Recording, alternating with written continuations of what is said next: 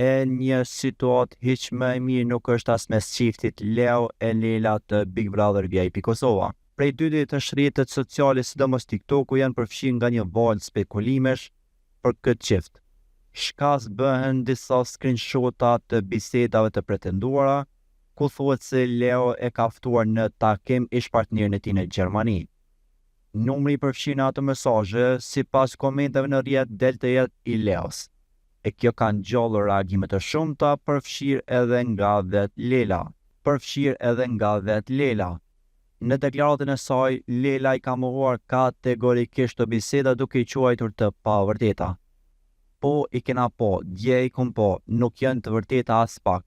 Na jem të bashkjetu edhe nuk kem pas asnjëherë asnjë krizë mes neve, e lemo na i sen që me bo me dyshu. Se nëse i shkon që ashtu, më t'i kisha hi kësaj pune me zbulu. Janë komplet fake.